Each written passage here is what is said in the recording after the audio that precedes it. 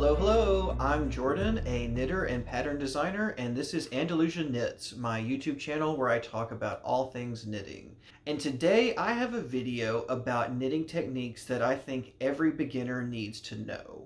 So one of the great things about knitting is how big this craft is. There is so much history, there are so many traditions that you can sort of like be guided by your interests and learn techniques based on what looks cool to you or what sounds cool to you. Now, that being said, there are some more foundational techniques that I would now consider to be essential, but as a beginner, I did not consider to be essential, and my knitting was absolutely worse off for it. So today, I want to take a look at 3 of these techniques that I absolutely should have learned earlier in my knitting life and that I put off for bad reasons. So I want to talk today about these techniques and the struggles that you can face if you don't know how to do them, and how incorporating these techniques into your repertoire will help expand the types of projects that you're able to do.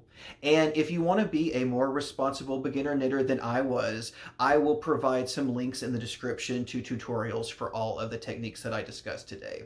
And before we get started, I just want to say that if you enjoy knitting videos like this, I would encourage you to subscribe to the channel so that you don't miss an upload from me. But I think that's going to do it in terms of an introduction, so let's get started talking about these techniques. The first knitting technique that I put off learning and that I would encourage beginners to learn ASAP is purling.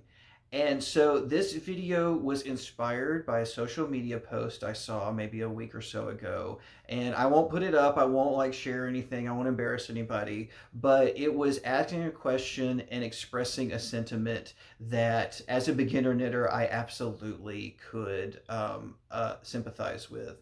And so this particular person was looking for a sweater pattern that did not use the purl stitch and that was knit entirely in the round.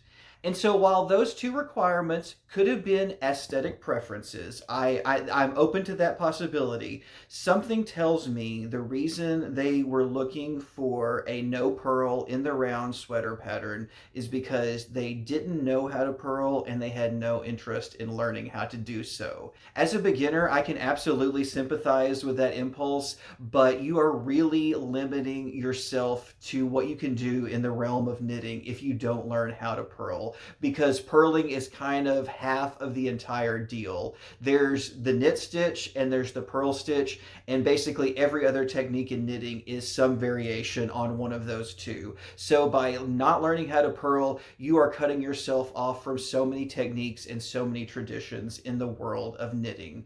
Basically, you're relegating yourself to only ever knitting stockinette in the round or garter stitch flat. And while stockinette in the round and garter stitch flat absolutely have their place, like there's so much more to do in the realm of knitting than those 2 things. And so this was a really big problem for me as a beginner knitter who was largely self-taught from YouTube videos and books. Because I really struggled to get the basics of just casting on and the knit stitch itself. And so just learning those 2 things felt like such a Herculean struggle in a lot of ways that when it came time to learn how to purl, I was not interested in doing that because I didn't want to go back to that beginner mindset where I'm just like bumbling and stumbling and not really knowing what I'm doing. I appreciated that I was able to master the knit stitch and that I could start to do it without really having to think about it, without really having to look at it. And I didn't want to give up that feeling of empowerment just to go back and learn this new stitch that I was going to be terrible at again. And I won't try to sugarcoat it. There are a lot of challenges when it comes to learning the purl stitch that are just simply not present with the knit stitch. You know, regardless of whether you're an English style knitter or a continental knitter, there's probably going to be tension issues. And if you're a continental knitter, there's going to be issues with like rowing out. There's going to be issues with figuring out how to get the correct tension without twisting the stitches as well. And that can feel like it's kind of an ordeal that's going to take time to figure out. And that's 100% true. It's absolutely going to take time to figure out these bumps in the road in terms of learning how to purl. Are you going to be perfect at purling the first time you try it? If it's anything like my first time, you're absolutely not going to be. But you're never going to get good at purling unless you actually start and are bad at it for a while. So why not just go ahead and get that process in motion? Just go ahead and get that show on the road and just start that process of learning the ins and outs of purling. This next technique is similar to learning how to purl for me in the sense that if I didn't finally bite the bullet and learn how to do this, I was just going to be relegated to knitting stockinette in the round for all eternity. I had to learn some new skills and branch out, and one of those new skills was learning how to seam. And this is a technique that I, like a lot of people these days, were kind of like, well, there are so many like patterns for knitting in the round. Why would I ever want to knit flat? Why would I even seam stuff together? That's just an extra step. There's no reason for me to do that. And the reason that learning how to seam is so important for a knitter is because there are simply some knitted projects that absolutely warrant having seams, that they're going to perform better if they have seams than if they don't. And one of those places is in sweaters a lot of the time. And so while it's true, there are a lot of opportunities and options for knitting sweaters in the round seamlessly these days, a lot of those designs are going to run into issues with stretching out in this high pressure areas, specifically around the shoulders if you don't have any seams in these areas. So basically the shoulder area is having to bear the entire weight of the rest of the sweater that's hanging beneath it. And with seams there, that just creates a nice reinforced area. It creates something for gravity to pull on that aren't just like stretchy normal knit stitches. And as we all know, knitting loves to stretch, and it's going to stretch as much as it possibly can. And so seams just help prevent stretching in those places that we don't want to stretch out. And beyond just stretching out in the shoulders, seams in a sweater are a great idea just because it can often give you a more finished, sort of professional look. So seamless sweaters are great when you want sort of like a big, oversized, cozy look. But for those of us who are rocking the big and cozy vibe, even when we don't want to, even when we're not wearing a big, cozy sweater, seamed sweaters can be very nice to just like sort of like make you look a little bit more put together, make you look like your posture's maybe a little bit nicer than it actually is, makes my shoulders just look a little bit more like alert and put up. I don't know, the seams just help sort of like bring everything together and give my sweaters a more polished professional look. Once again, the reason that I put off learning how to seam for so long in my knitting journey is because it seemed difficult, it seemed challenging, and I really appreciated like just being able to like fly through and knit what I'm already familiar with and what I'm already comfortable with. But I absolutely found once I finally, hunkered down and learned how to seam, is that it is a bit challenging. Like there are things that you're going to have to learn how to do in the process of learning how to seam. But I also learned that the seaming process in a lot of scenarios is incredibly forgiving, even if you're not perfect with it your first try. Even if you're like me, even if you're not perfect with it your 50th try, like there are so many seams that are going to look just perfectly fine, even if you're not doing stitch for stitch perfection in terms of your seaming. And so I have a project here with me that I want to show off. And so it is just this basic set in sleeve sweater. I think this was like a free pattern from Barocco or something. And it was a seamed pattern, and this was my trial by fire in learning how to seam. And I have to say that I did not do a good job. I should have looked up a lot more tutorials. I should have consulted more resources, and I just absolutely didn't, because it's already a slow enough, time-consuming enough process that I couldn't be bothered to learn how to do it correctly. But that being said, now by the time I got to the end of the seaming, I had pretty much gotten it down pat. But these first seams that I did on this sweater were not good at all. But honestly, they're still very difficult to see. The right colorway, the right design can hide a lot of your sins. And so if you're like me and you're putting off seaming because you're worried that you're not going to be able to do it correctly, you're not going to be able to do it neatly enough, Honestly, in the beginning, that's probably true. But once again, that's okay. Like, with the correct pattern, with the correct yarn, those beginner sins are going to be hidden. It's all right to sort of struggle through those early projects. And so when it comes to seaming, there are actually a few different techniques that are commonly used to join two pieces of fabric together that I would recommend learning how to do as a beginner knitter. And so the three biggies really are mattress stitch or vertical seaming. And so that's where you have two panels and you are joining the vertical edges of those two panels. And then there is horizontal seaming, which is basically opposite, where you have two horizontal edges that you're joining with seaming. And then there is the 3-needle bind off, which is a way of seaming two panels together. You actually are using live stitches as opposed to stitches that have already been bound off. But those are the three biggies. Those are the three that you're going to encounter the most in knitting.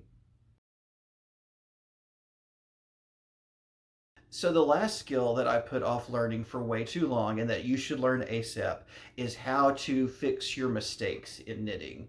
And this is one where I kind of lied to myself and thought that I was doing a good job learning how to do this, when in reality I was learning the most annoying, most time-consuming way to do this. So pretty early on in my knitting journey, I learned about the concept of a lifeline, which, credit where credit is due, that's an important technique to learn when it comes to fixing your mistakes. And so basically a lifeline is when you take a piece of scrap yarn and run it through all of the stitches on a row on your needle, so that should you make a mistake in the future, you are able to remove your work from the needles and unravel down to that lifeline. And once you get to the lifeline, it's going to prevent the stitches from unraveling any further. So it makes it a lot easier and a lot less stressful when you need to unravel a bunch of stuff and put stitches back on the needle. And like I said, that is a very important skill to learn in terms of fixing your mistakes, but it is probably the most cumbersome and the most time-consuming way to fix your mistakes, because it requires you to unravel a bunch of work, including work that might not have any mistakes in it. If you can figure out ways to fix your mistakes that target only the stitches that are not doing what they're supposed to do, it's going to be a lot more time-consuming than having to pull everything off the needles and unravel 10 rows to get back to the last lifeline that you've run. There are ways to fix your mistake in knitting that pinpoint the stitches that are incorrect a lot more precisely. And those are absolutely things you should learn. And the reason that I put off learning those for so long was that the lifeline is such an easy technique to learn. Like conceptually, like you get it in a minute, and like in terms of actually doing it, it's not hard to learn at all either. And so I saw these other techniques and I was like, well, that looks a lot more challenging to do than just running a piece of scrap yarn through some stitches. So I'm just going to continue doing that. But once again, you run into this problem with the lifeline approach where you're having to undo a ton of work that does not have any errors in it. And so the other techniques that I would highly encourage beginner knitters to learn are tinking. And so tinking is where you are manually, stitch by stitch, unpicking what you've already knit. So like, let's say you make a mistake and then knit a few stitches and then you notice your error. Tinking is the way to go with that. So you're just going to like manually go back and undo the knitting stitch by stitch that you've already done. And the other technique that is really, really handy is called laddering down. And so laddering down is the technique that we use when the error in our knitting is not on the row that we're currently working on. So you've made a mistake, you've knit a few rows, and it's only now that you've noticed that you've made that mistake. So instead of doing what I did as a beginner and unraveling everything all the way back to that mistake, you find the column of stitches that the error is in, and you take that column off of the needle and unravel down to the mistake and fix your mistake. And then all of those other stitches that you've unraveled in the process of laddering down, you just rework those until you're back up to the current stitch on the needle.